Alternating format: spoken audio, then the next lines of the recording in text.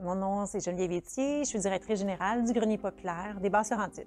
J'ai un parcours assez atypique. Moi, j'ai en fait un DEC en technique de garderie. Puis ça m'a amené à travailler plus au niveau de la petite enfance, au niveau de l'éducation. Puis ça m'a amené, c'est ça, à aller travailler à Toronto. J'ai enseigné là-bas. Puis après ça, à mon retour, j'ai démarré une prématernelle et puis une école primaire aussi, que j'ai eue pendant 10 ans. Et puis après ça, j'ai vendu l'entreprise pour faire des start-up d'entreprise. Et puis après ça, j'ai été tout le temps dans le développement des affaires, beaucoup toujours sur l'aspect humain. J'ai travaillé dans les résidences pour personnes âgées. Alors, tout ce bagage-là, ça m'a emmené un jour justement à travailler ici au Grenier populaire.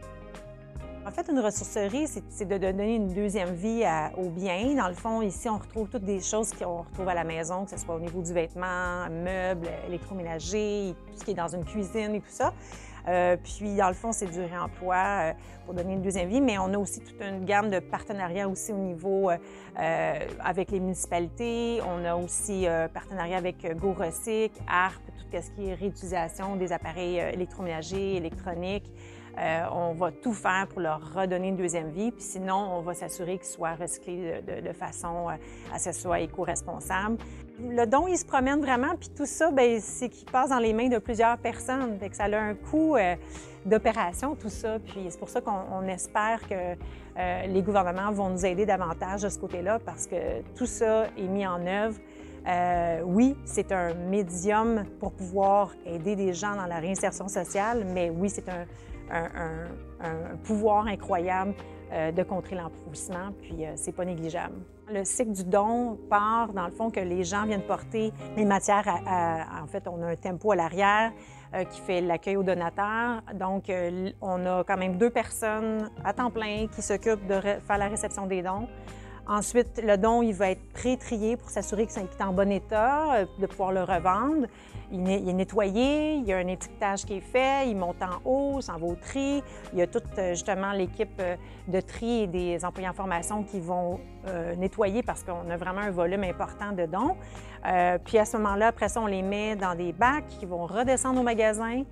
Une fois qu'il passe dans le magasin, on lui donne un cycle, il y a des codes couleurs, puis il y a un cycle de vie de 1 mois. Dans le fond, à chaque semaine, il y a une rotation qui est faite de codes couleurs, tout ça, pour s'assurer que, même de disposition aussi, qu'on essaie de les mettre pour qu'ils puissent se vendre un autre jour dans le magasin. C'est une mission environnementale, mais c'est une mission aussi sociale.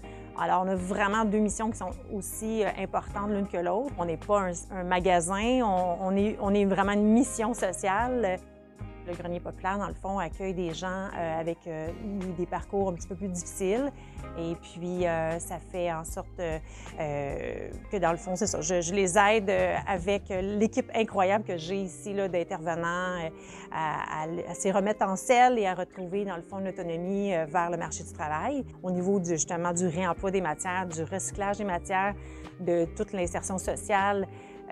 C'est fou comme les gens ne savent pas du tout ce qu'on fait là, en arrière d'un simple magasin de friperie. On est beaucoup plus que ça.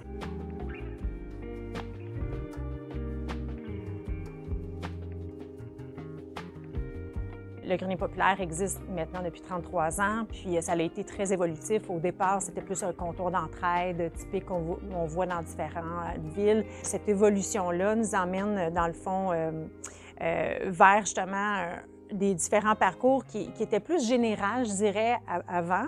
Mais maintenant, on va vraiment beaucoup plus dans la relation d'aide et d'accompagnement. Puis ça a été vraiment mon enjeu premier quand je suis arrivée DG ici, c'est de m'assurer que les employés étaient bien, qu'il y avait tout ce qu'il fallait, autant comme coffre à outils, que pour moi, c'était vraiment important qu'il y ait vraiment le maximum de ressources pour qu'on soit des mentors puis un employeur modèle, finalement, pour ces gens-là qui vont aller après ça chercher un travail qui soit aussi agréable que le milieu qu'on leur offre. On a un impact, dans le fond, dans leur vie aussi, des gens qui viennent faire un parcours chez nous. Puis on est heureux de changer des vies. Puis ça, j'aimerais ça que chaque client qui vient acheter ici une paire de pantalons ou un meuble, bien, ils disent « Ah, bien, en même temps, en achetant ici, bien, j'aide à faire un impact dans la vie des gens. » Puis ça, j'aimerais ça que les gens retiennent ça.